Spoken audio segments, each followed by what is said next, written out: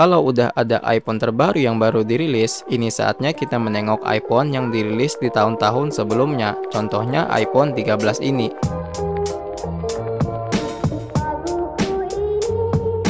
Ini adalah iPhone 13 yang sudah saya pakai hampir 2 tahun belakangan. Menurut saya ini adalah iPhone yang bakal jadi jawara di tahun 2024 sampai tahun 2025. Biasanya siklus pembelian iPhone yang rame itu adalah 2 tahun sampai 4 tahun setelah perilisan, karena harganya bakal turun drastis. Nah, iPhone 13 itu sudah dirilis di bulan September tahun 2021, dan bakal memasuki tahun ketiganya yang biasanya harganya bakal semakin turun. Dengan catatan kalau stok iPhone 15 sudah melimpah. Nah, iPhone 13 yang saya beli ini adalah iPhone 13 base model dengan penyimpanan 256 GB, yang saat itu harganya menyentuh sekitar Rp17.499.000 di iBox. Dan sama charger aslinya jadi sampai 18 juta sih. Saat ini iPhone 13 bekas dengan penyimpanan 128 GB harganya sekitar 9-11 juta rupiah. Harganya ini mungkin bakal terus turun hingga 7 jutaan. Untuk itu saya mau berbagi pengalaman saya selama 2 tahun ini memakai iPhone 13. Bagaimana performanya, bagaimana update iOS-nya, bagaimana perbedaannya dengan iPhone terbaru, dan bagaimana user experience-nya. Jadi video ini bisa kalian jadikan pertimbangan dalam membeli iPhone 13 bekas yang ada di pasaran. Atau lebih bagus lagi kalau kalian beli yang baru tentunya. So, mulailah menabung dari sekarang. Inilah pengalaman saya menggunakan iPhone 13 selama 2 tahun belakangan.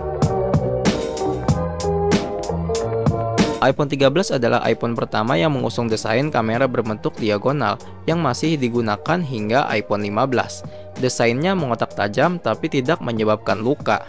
Selain itu, bahan belakang bodinya terbuat dari bahan kaca ditutupi dengan frame aluminium. Bahan depannya terbuat dari keramik shield dan dilengkapi dengan sertifikat IP68 sehingga tahan dari keringat, cipratan air, dan debu, kecuali HP-nya pernah dibongkar. Ada catatan penting yang harus kita perhatikan, yaitu bagian belakang ring kamera yang mengelupas. Sekilas nggak kelihatan sih, tapi kalau dilihat dari dekat, ya kelihatan mengelupas gini. Nah, dengan desain yang belum berbeda jauh dengan iPhone 15, maka iPhone 13 merupakan pilihan yang tepat untuk kita pinang. Ya masih bisa dipamer-pamerin lah di atas meja atau angkat telepon. Hehe.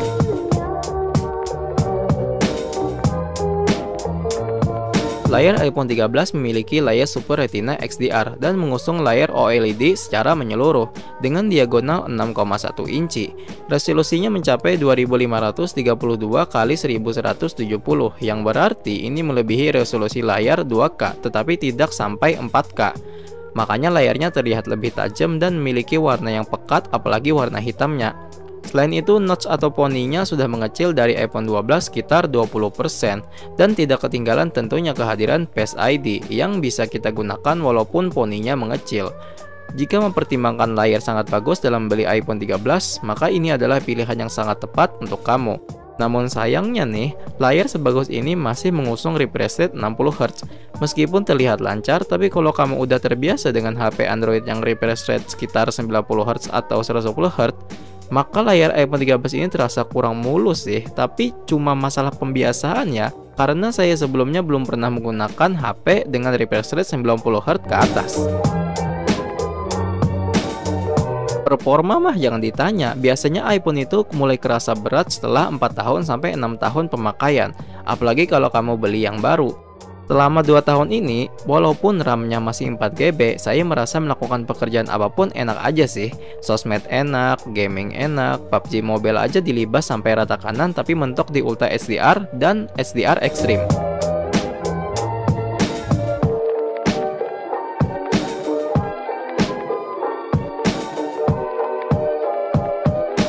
Buka tutup aplikasi lancar dan multitask juga lancar.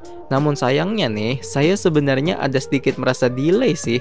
Dulunya waktu saya baru beli iPhone 13, aplikasi yang nggak saya tutup berhari-hari masih bisa saya lanjutkan hari ini.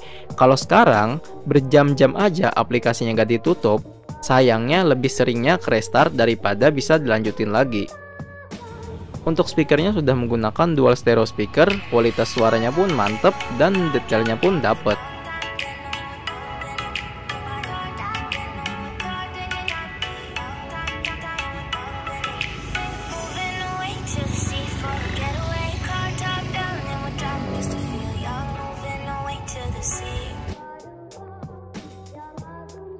iPhone 13 pertama kali dirilis dengan iOS 15. Tentunya kalau ada iPhone terbaru yang dirilis dengan iOS terbaru, maka versi iOS terbaru tersebut memang khusus dirancang untuk iPhone tersebut.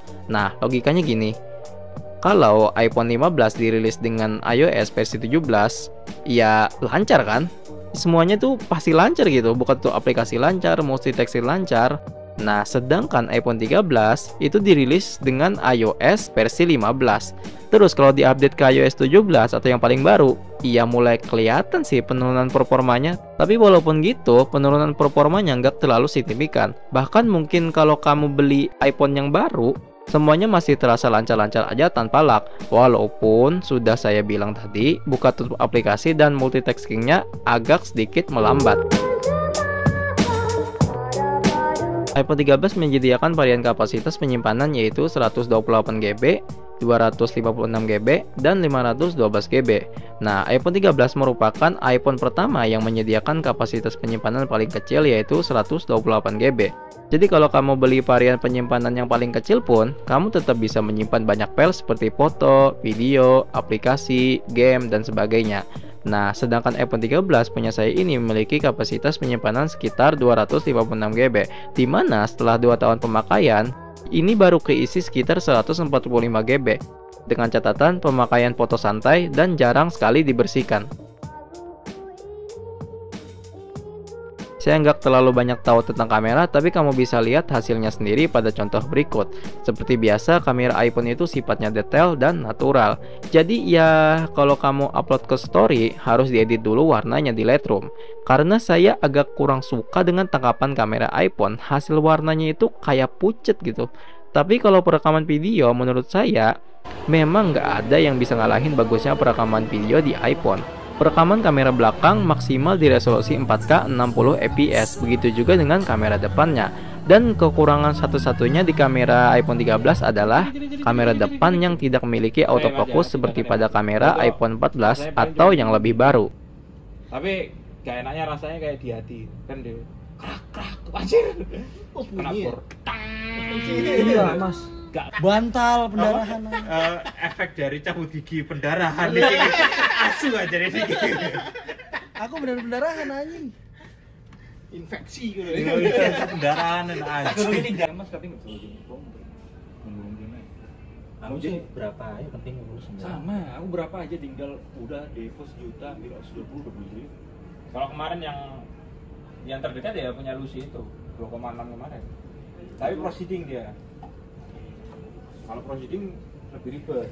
Ya langsung aja lah pasti. Banyak revisi ya. Normalnya semua smartphone akan mengalami penurunan baterai setelah 2 tahun sampai 3 tahun pemakaian. Begitu juga dengan iPhone. Nah, setelah 2 tahun pemakaian, menurut saya performa baterainya turun tidak begitu signifikan. Baterai health-nya masih menunjukkan di angka 93%, yang berarti ini masih sangat cukup layak untuk digunakan. Siklus penggunaan saya sehari-hari masih kuat digunakan seharian dengan rata-rata screen on time sekitar 6 jam 46 menit. Biasanya saya mencharger baterainya di pagi hari setelah bangun tidur, kemudian dibawa beraktivitas seharian, dan biasanya sebelum tidur baterainya menyisakan sekitar 30-40%. Menurut saya ini merupakan baterai yang cukup hemat untuk baterai health sekitar 93%. Kesimpulannya, menurut saya iPhone 13 akan menjadi iPhone paling worth it untuk dibeli di tahun 2024 sampai awal 2026. Dilihat dari desainnya, performanya, kameranya, dan baterainya tidak ketinggalan jauh dengan iPhone terbaru yang dirilis saat ini. Namun ada 2 catatan penting yang harus kamu perhatikan. Yang pertama, menurut saya ini bukan untuk orang yang suka dengan layar refresh rate yang tinggi. Karena iPhone 13 tidak memiliki fitur layar ProMotion sehingga mentok di 60Hz. Bahkan iPhone 13 sekarang ini kalah dengan HP 2 jutaan yang refresh rate layarnya udah banyak di 90Hz dan 120Hz. Yang kedua, saran saya tunggu iPhone 15 dulu resmi beredar di Indonesia. Karena iPhone 13 bakal turun harganya kalau iPhone terbaru sudah dirilis resmi beredar di Indonesia. Itulah review iPhone 13 setelah 2 tahun pemakaian. Apakah kamu tertarik untuk beli? Tulis di kolom komentar. Sekian dan teruslah menabung. Hehe.